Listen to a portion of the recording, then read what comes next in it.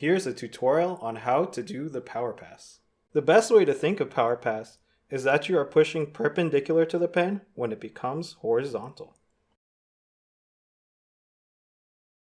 At the same time, you are also folding your fingers in as you go down. Now here's the regular PowerPass. Watch how I push perpendicular to the center of gravity as the pen spins. Here's mirrored PowerPass. Again, watch how I push perpendicular to the center of gravity as it spins.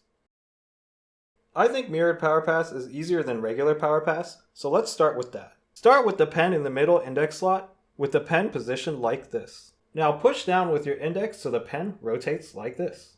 As you push down on the pen, make sure you catch it with your thumb. Notice how the pen does a half rotation.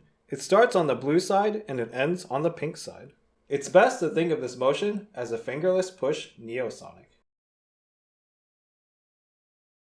Now we'll try mirrored PowerPass starting from the middle ring slot.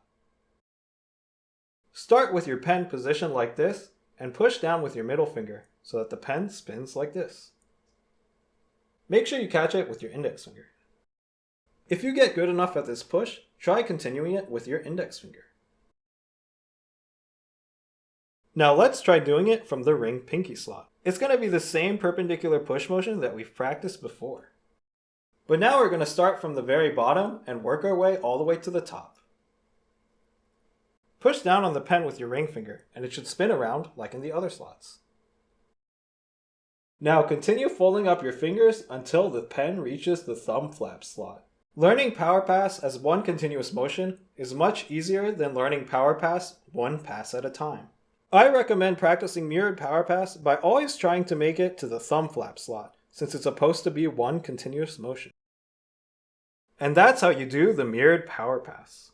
Now for the regular PowerPass. To do a regular PowerPass, you need to start from the thumb flap slot and do a neosonic reverse.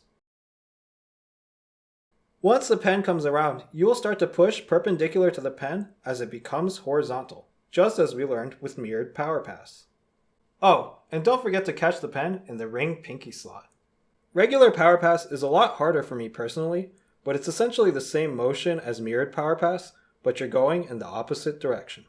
When learning PowerPass, I think it's a lot easier to learn it horizontally rather than learning it vertically.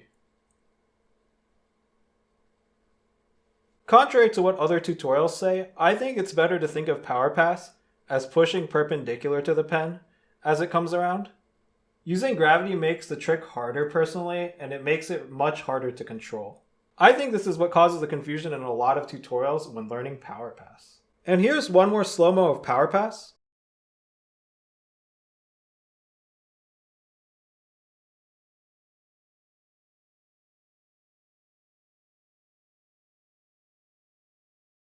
And here's one more slow-mo of mirrored PowerPass.